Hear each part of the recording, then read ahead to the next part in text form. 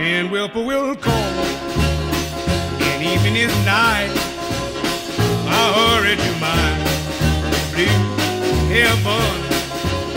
You turn to the right, you find a little bright light that leads you to my... G'day and welcome to episode number 10 of My Blue Heaven. A little bit of a milestone into double figures, so I want to dedicate this episode to the number 10 from a few years back in Matty Watson. Always great to dedicate one of these episodes to one of our past players. So well done, Matty, and what you achieved at the Carlton Football Club, and I say that sincerely. Also, just a shout out to all our interstate members right across the country, Carlton fans everywhere across Australia, even overseas. Your support is greatly appreciated on My Blue Heaven.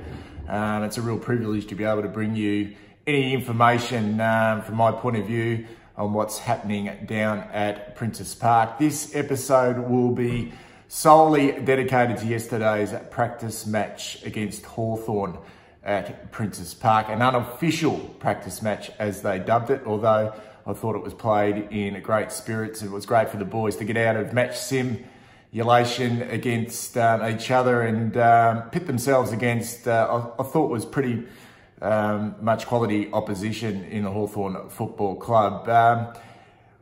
From a blue bagger, an old blue bagger such myself, it was fantastic to get back to Princes Park for a game of football, and just parking the car across there at Royal Parade near the golf course and making my way across Royal Parade, seeing the tram stop and Carlton supporters getting out and flocking into the ground. Thought it was an excellent turnout. And a game played in pretty high intensity, particularly in the first half. Thought it dropped away late in the game, but that is to be expected. So there were a lot of positives to get out of it, but a few negatives. I'd like to approach this episode from a glass half full perspective. There's a tendency to be a little bit doom and gloom when the results don't go your way and you're seeing things possibly from last year that haven't been quite fixed. But let's just see how things unfold over the next couple of weeks with a couple of JLT games, another game against the Bombers next Thursday night, and then another JLT game before we take on Richmond in the season opener at the MCG. So what I might do is just start with, I suppose, some of the negatives from yesterday's game, some areas of concern, some areas I think, and this is just a personal point of view, my opinion, I'd love to hear some feedback, what you thought if you were there at the game yesterday. But I just thought we were pretty much smacked in transition. In fact, we were opened up like a can of whoop-ass on occasions through the middle of the ground. Hawthorn's ability to use the ball really cleanly exposed our, I suppose, our midfield defence and our zone. I reckon Hawthorn scored predominantly all their goals from back half turnovers, and our ability really to get back in numbers and support our back six was glaring. They got a lot of really easy goals. Our 8 goals, we really had to work hard to get. I think we scored, 53, 54 points. It was a real struggle at times. So I thought that was a real downer, and it was something we, as Carlton supporters, experienced on a regular basis in 2018. And from yesterday's game, it didn't seem that a lot had been fixed. James Sicily was quite damaging. I mean, he's just such a fine kick of the football. He was able just to pinpoint passes. He's courageous with his kicking, and he really did open us up, and uncontested marks in their forward half really cost us in the end. I thought that was the difference between the two sides. I think there is times to blame our back six and say that our defensive six really struggled, but I don't reckon Bruce Stool, Jeff Southby, or any one of our, our legendary defenders from past years would be able to combat the way that the ball came in so easily yesterday afternoon. Another area of concern with Hawthorn having such good ball users, it sort of got me thinking, who are our best kicks at the football club? And you really have to sometimes think really hard about our ball users, particularly in the back half. And I think that's something that we do lack, obviously, without Sam Doherty there. We really haven't got a good user down there in the back line. I think Plowman and both Wiedering are quite good kicks, but they tend to kick short. And we really do lack that penetration by foot out of the back half, which can really open up the game. And young Jared Garlett, who I thought was a real positive for us yesterday, tried it on a number of occasions to open up the game and kick on a 45-degree angle to open up the fat side of the ground for us to move forward. But unfortunately, his skill level was a little bit down yesterday, but hopefully the club do persevere with him over the next couple of weeks in the JLT. So who can we put down there as a good ball user? And I'm sort of scratching my head because at the moment, I really don't like, even though Liam Jones I thought was outstanding yesterday, I really don't like the ball in the hands of Liam Jones, particularly when he kicks. He tends to like to kick short and be quite cute with his disposal. And a lot of times he does turn it over. I think Cade Simpson, as the years have progressed, his kicking is not outstanding. Daisy has his issues. I thought yesterday his disposal was quite good. So in time, I think that's an issue and an area that we really need to improve on is to get someone down there. Whether it is Nick Newman, didn't think he had a great game yesterday, whether he can help us in that area, we'll just have to wait and see. It might even mean in time that someone like Mitch McGovern, who I think potentially is our best ball user, might have to go back there at times, and also David Cunningham, who I think with Mitch McGovern is an outstanding user of the football. So I think over the next couple of weeks, the match committee have got some concerns about who they want to get down in our back half, who can use the ball really well, because it's heart and mouth stuff. And we saw it last year when our defenders get the ball. Sometimes you get the sense that they don't really know what to do with it. Liam Jones gets a lot of the pill. We just like to see him, I suppose, model his game on an Alex Rance. Alex Rance in his early days at the Tigers had a tendency to want to kick the ball all the time, but we now see him move the ball quickly by hand and get into the hands of someone like a Jaden Short. He uses the ball so well in the back half, and it's something I'd like to see developed at Carlton over the next month or so, because we're just going to get murdered against quality opposition. So how do we help our back six? It's interesting. I think we definitely don't defend really well as a whole team, and I think that's been a focus for a number of years, but it seems a real struggle at times to be able to really set up a defensive zone through the middle of the ground, and it's only going to become a little bit more difficult with such a young midfield group now who's still learning the caper and have a tendency to hunt the footy. So, you know, yesterday I thought one of the positives was the fact that we had a lot of players rotate through the middle of the ground, just run through, you know, at times our midfield rotations. Dow, Sam Petrisky, Seaton, Kennedy, all had times through there. Cunningham played through the midfield. Gibbons, Ed Curnow, who started forward but went in the midfield. Murphy, Jack Silvani spent a large majority of his game as an inside mid or young. O'Brien, Welsh, who were pretty much wingmen for most of the game, but provided that extra midfield depth. Very young, obviously Welsh in his first season, O'Brien only in his second season.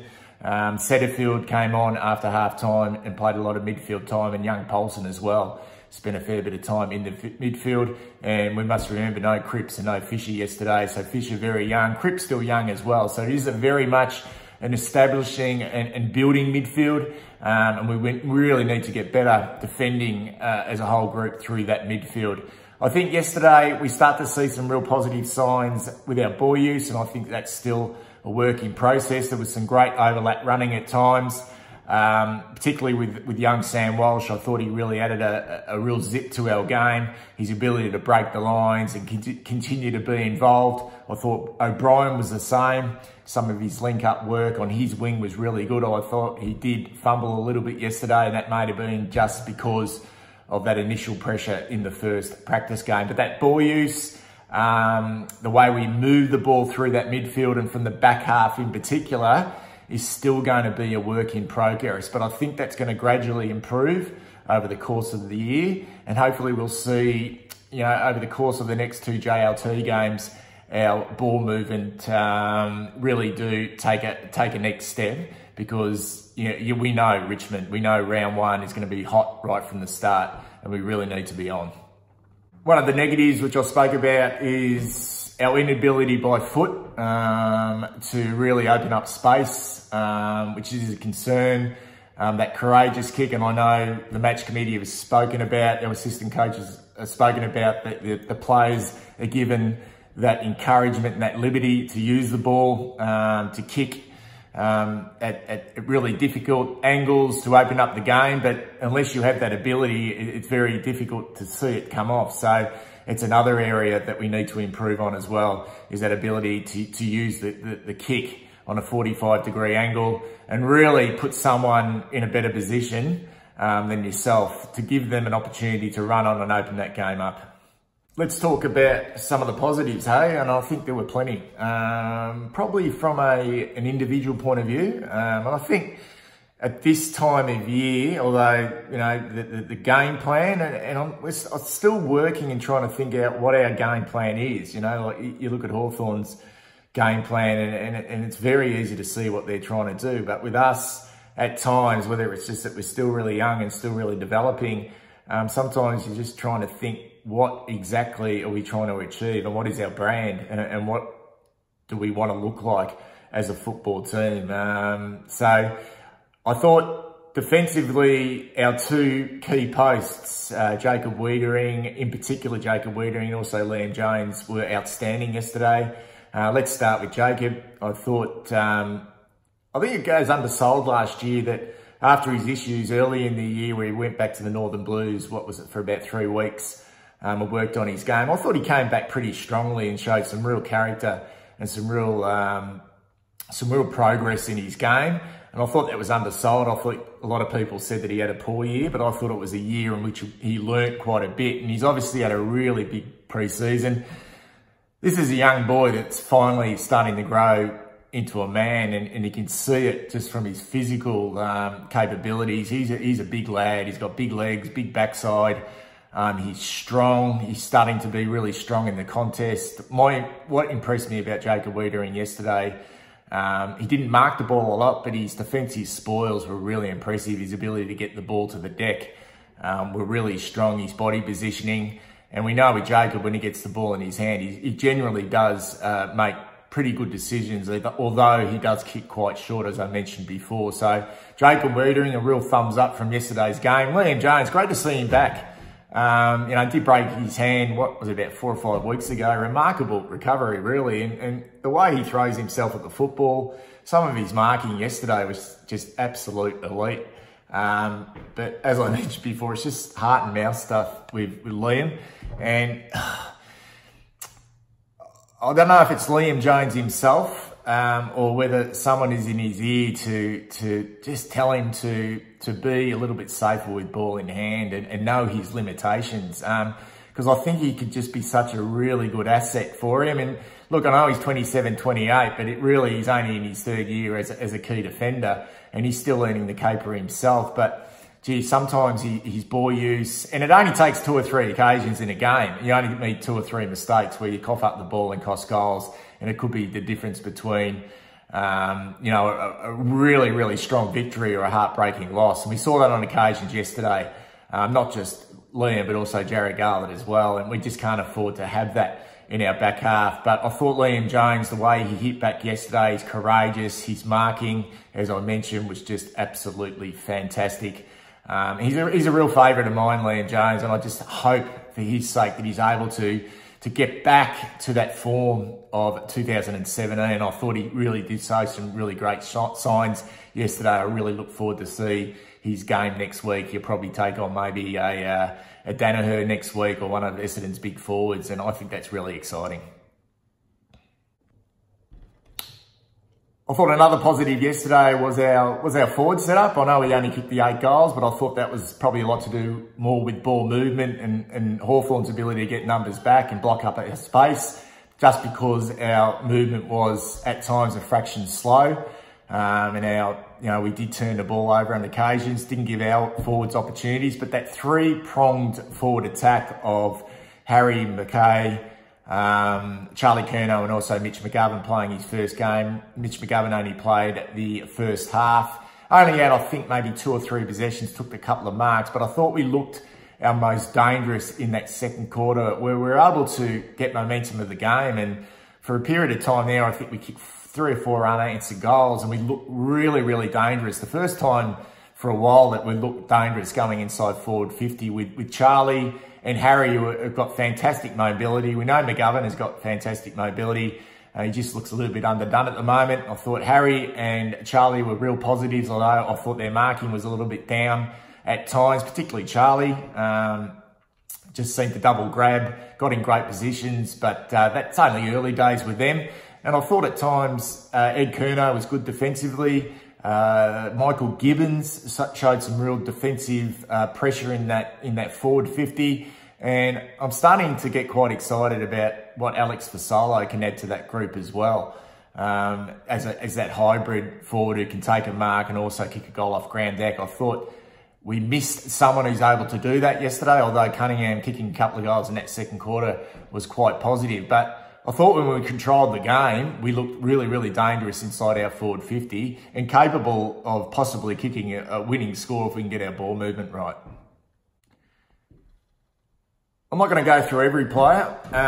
You know, there were a few players that had down games. I thought Cam Paulson probably took not a step backwards, but it was a really quiet day by Cam Paulson. I had him penciled in for round 1. But on yesterday's performance, he'll be lucky to hold his spot for next week's JLT game against the Bombers. Just had no impact on the game. Spent a lot of time in the midfield and forward. Maybe no more than half a dozen possessions. I may be wrong with that. He may have had a little bit more, but it wasn't a great game by Cam. And I think from a positive point of view, Michael Gibbons on his effort yesterday, the former Williamstown player through the Murray Bushrangers, 2-time listed medal winner in the VFL. We're very excited to get him on our books. It was a great first up performance. I've read a few things online that supporters weren't happy with his performance, and I thought he was really good.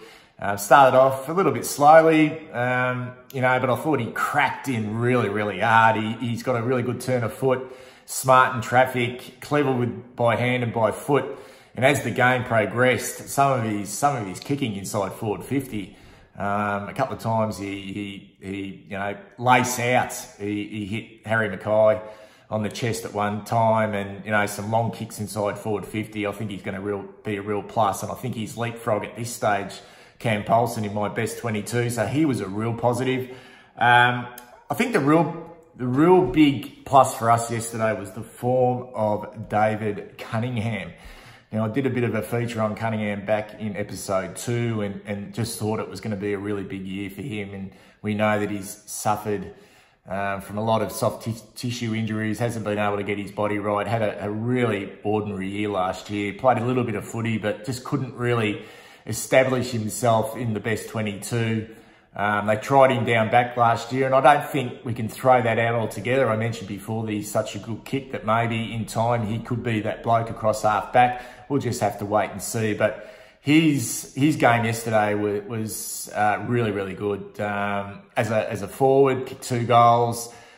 He was great in traffic. He's one of our players that's got the ability to play an inside game, but really spread hard on the outside.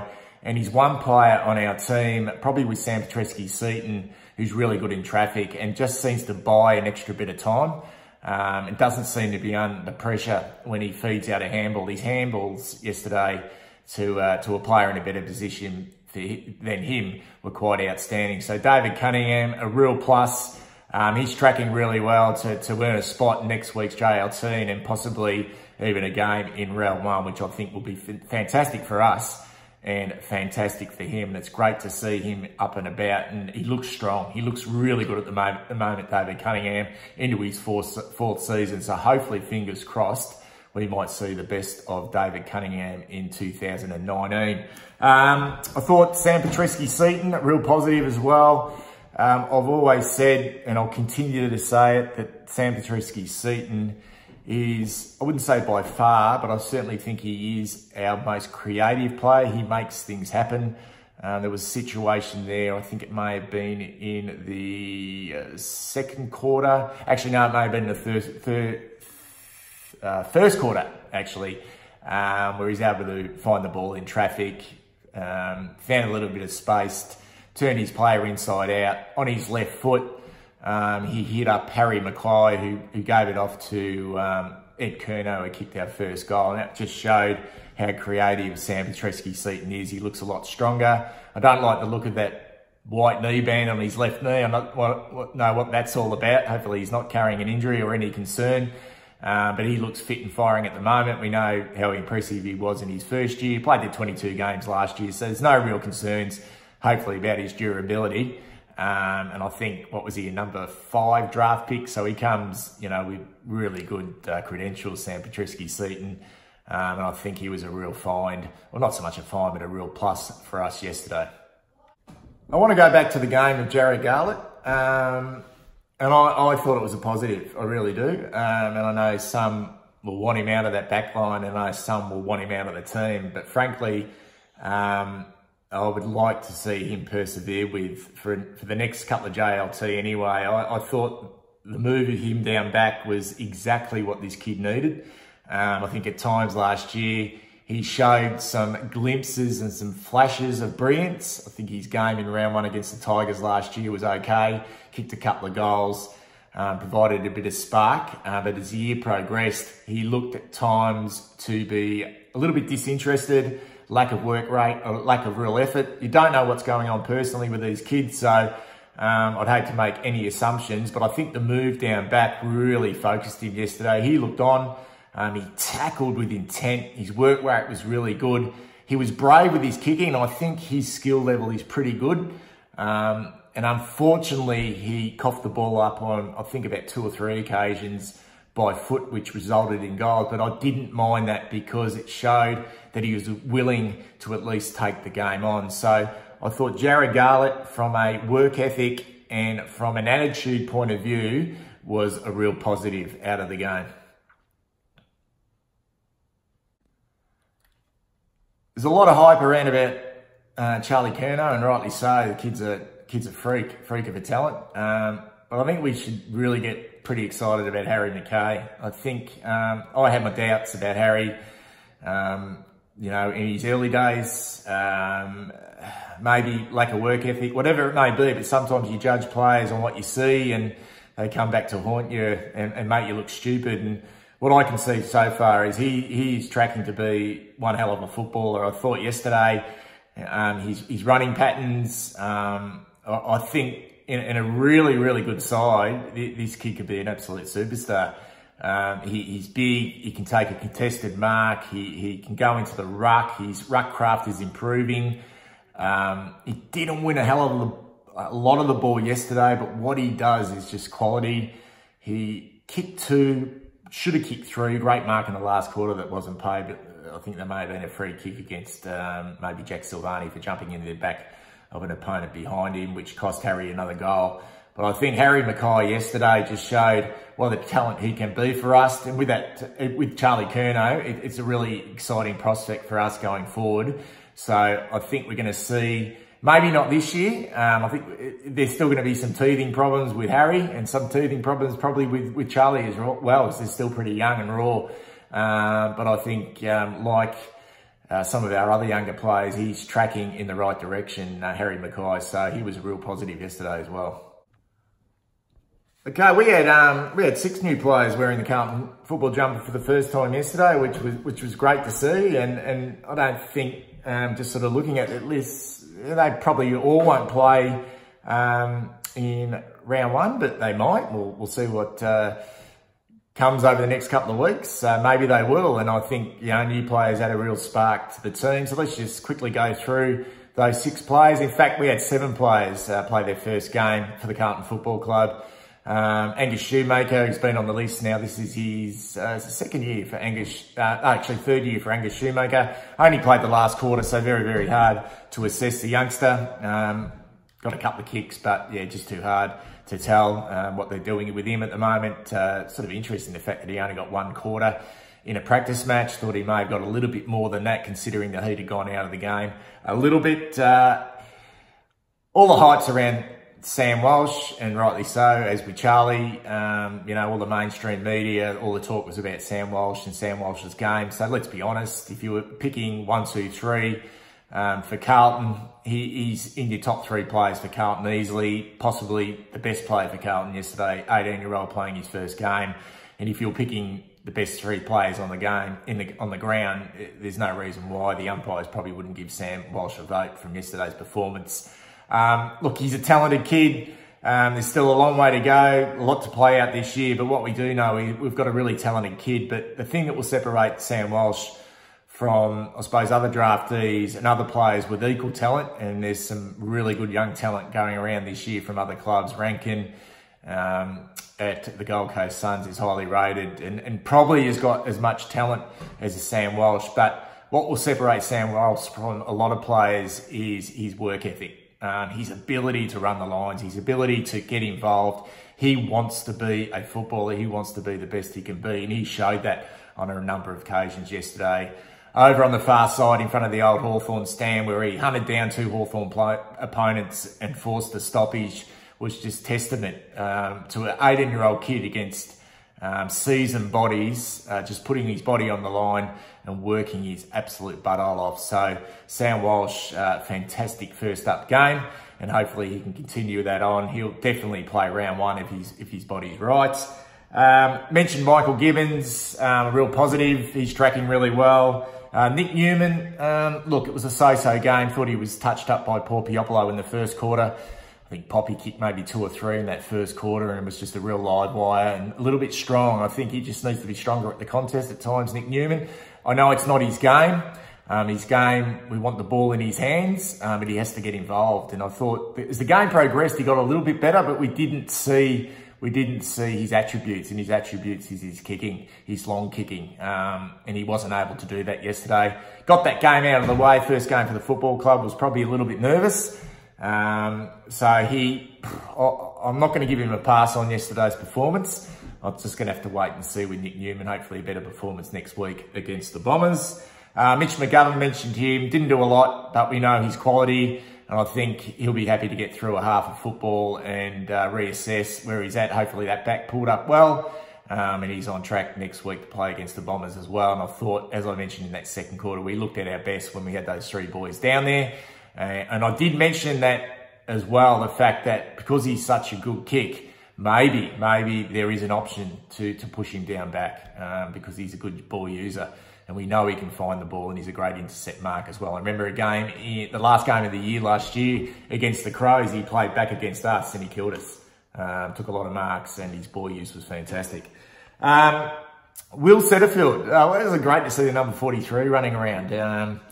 Will Setterfield didn't come on to the second half, started forward, went into the midfield. Thought he started really slowly, looked really nervous. And as you would be when you're coming off an ACL, you know, he did that, over 12 months ago now, and he's gradually working his way back into it, Will Setterfield. But I thought as the heat of the game in that last quarter went out, he started to show a few nice little signs. Went back with the flight of the ball in that last quarter and got absolutely poleaxed. Won a free kick, and I reckon he would have thought to himself, geez, I got through that. I'm pretty much right to go now. And he showed with some of his tackling, hunted down Isaac Smith as Smith was running in to goal. It was a great tackle, good turnover from back half, and we kicked a goal in that last quarter, and he did lay another nice tackle as well. So positive for Will Setterfield in the game time, so only half of the game. Let's see how he goes. Hopefully he gets a run next week against the Bombers as well. And Hugh Goddard only played the half as well, and I thought he used his body pretty well, Hugh Goddard. At this stage, he will be purely used as a backup because Jones's game yesterday was outstanding. But Hugh Goddard looks like a reasonable backup, key defensive player. So they're the 6 players that wore the jumper for the first time yesterday, and it's great to have them at the Carlton Football Club. That's about a wrap. Look forward now to the next couple of JOTO games. Don't get too down because remember last year we beat St Kilda at Princess Park in a JLT game. We looked super impressive. Then I think we touched up the Hawks over in Launceston as well. So we went into the season with 2 great wins, and we know what happened. So let's not get too concerned about results at this stage of the year. Let's just sort of focus on areas in which we can improve and to really attack that round 1 game with a full head of steam. If you like these videos, please subscribe. Appreciate your support. I look forward to bringing you some news over the coming weeks. Look forward to being there next Thursday night at Princes Park for another game of football. Go Blue Baggers. See you again soon.